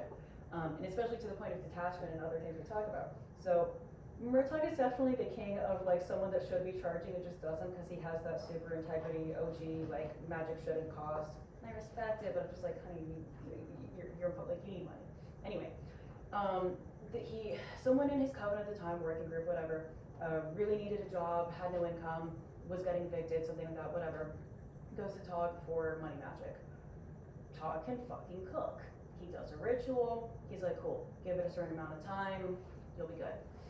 Kind of assumes, I forget the order of the story, but kind of assumes like, okay, you're not just gonna be sitting on your couch wishing for a, whatever, that you'll be sending out job applications, not just like buying lottery tickets, whatever. A few months go by, dude's getting evicted, like nothing's happening, and the guy comes back like, what's going on? And Tog is like, the magic was good, like, what else, what's out, like, have you been applying to jobs, whatever? The guy's like, oh no, but I went to 5 other priests and asked them to also do 5 other rituals, and I've just been waiting for the money to come. And he's like, way more patient than I would ever be. I'd be like, you're too fucking dumb for magic, just sorry, this ain't gonna work for you. But bless him, he's a legit priest, and he's like, okay, we're gonna hit this again, you're not gonna go to anyone else, and you're gonna start sending applications tonight. Yeah. He does it again. The guy actually, does it this time, whatever, and they find a new place, he finds a job within the month. However, the most important part of that story, really a powerful visual that Todd gives about it is like, when you hit something repeatedly like that, and when you don't take any real world action, magic is planting a seed. So he's planting a seed, and he's just pulling it up by the root every day, being like, is it working yet? Is it working? It's like, no, fucking leave it alone. Because the second most important part of it, not my story, so I forget this part sometimes, but he tells this guy, forget about it. Yep. Stop. Like, do the real world actions, but do not fucking obsess, don't think about it. That's one of the most important keys. Yep. So, but that's part of the test. That's part of what sets apart people that can do witchcraft and people that are better off, I'm sorry, like in the church or something else, because you need to know when to be hands off and just let it cook. So, not to be all serious, but I will say also, part of how I work, and this is unique, I'm sure there's comparable, perspectives in other paths, but as a druid, because I work on hospitality, honor, reciprocity, anything I do, for one, let's say I put a curse on someone who's innocent, it's not gonna work. Because what I do is contingent on oath, on honor, on truth keeping, meaning if this person really has broken oath, if they have violated some serious promise, contract, what have you, what I'm doing is amplifying the consequences of that action, but I cannot create something that isn't already there. So again, that's part of why it's like, all right, don't come to me for your petty like social disputes, because like I'm probably not going to have any effect. Also, I don't want to. That's not what I do. See, that's the thing, is it's the want as well. Like for me, it's two different spells. There's a curse because you want to be malicious, and then like I've seen pretty good effects by just doing reversals and things where you're like, oh, that's what you're trying to do to me, and it just sends whatever back, because there's nothing to send back, no harm, no foul if they didn't send anything in the first place. So I usually find those are successful. Wise. I think if you have the hate or anger or what have you there, and you have the will to do it, it will work, but it doesn't mean it's right for Totally. curses. And it can, like, obviously there are people with no fucking integrity that still have juice for various reasons, but it will kind of, like you said, they're gonna get hit by a bus. Like something's gonna fucking happen. Like Yeah. that, Yeah. it piles up and it will get you. I truly believe that. If nothing else, because who you're going to for those, the back alley deity that's willing to do that for you will collect one way or another.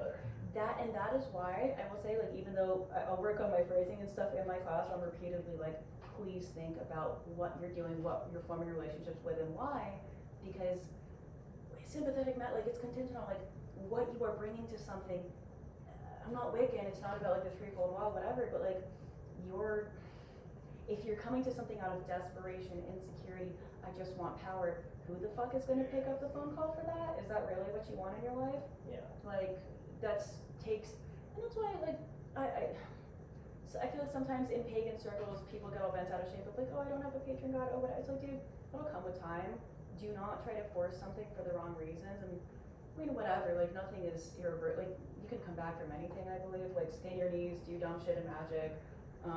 But if you can avoid it, like, why would you call something horrendous into your life? There's no free lunch. No. There's no, I mean, that's No. the truth. I Free lunch. Yeah. You were kinder to the Wiccans than we usually are in this class, but one thing I think, one of the biggest like faults of Wicca, especially as a popular understanding outside of the practice, is that the gods are like cuddly angel card figures. Yeah. Like, I alluded to my earlier experience of mine with psychedelics, and that was basically like, I even mentioned also the saying you said where you come out either mad or a poet. Yes. I think one of the best pagan authors of the contemporary period is Lovecraft, because if you were able to pop the hood of the universe and just take some guy from New York and stick his head in there and take him back out again, like the idea that every story ends with a guy in a straitjacket screaming and kicking, like, yeah, I mean, even in the Bible, like, be not afraid, because it's a wheel of burning eyes and wings. This is the scariest moment of my life. Yeah. Well, the gods are the raw stuff of the universe coalescing into an intelligence. Like, if that doesn't scare you shitless, then you don't understand it well enough. I feel like most workings and spell I use, not with anybody but me, it's just my own energy. Totally. Fear of willpower. Right. Like, I don't really I have a relationship with the gods, but I feel like it's gotta be important. Like, am I gonna ask my mom for every little thing? Oh yeah. Yeah. Well, you know when they're actually there. Like Yes. that heaviness, that like thunderclap waiting to break is very palpable. I feel like most of the time I'm dealing with the gods, it's like ritual and you're honoring them, offering them, celebrating. I feel like I give more Yeah. than you- I ever ask for of them. Yeah. And that's where I think it is important to mention, like, witchcraft and polytheism are separate things. And you absolutely can do witchcraft that is kind of just with your own energy. But if you are gonna like call yourself a druid or do something that is inherently devotional, you can't be like, oh, the gods aren't real, but can you like give me $1 million and send my love of my life and this and that's like, no, bitch, be grateful. Like start. Thunderbolt. Yeah. And I will say with the Lovecraft stuff, my favorite, you call it stupid, but that meme where it's the guy who essentially he's just too dumb to be horrified because he's like, it's the horrors beyond your comprehension. He's like, I can't comprehend that. And I'm like, damn, there's wisdom. But that's the fool in the tarot. Yeah. That's the fool card where it's like, he's in the cartoons, like, it's a guy that's kind of like walking off the edge of the cliff, not looking down, whistling, and he's walking because he's not looking down. Yeah. So it's, you could call it naivete, or you could say like you are living on faith. What is faith? That sort of unspoken. Ooh, I ran out of storage finally. Yay. New beginnings too, like how you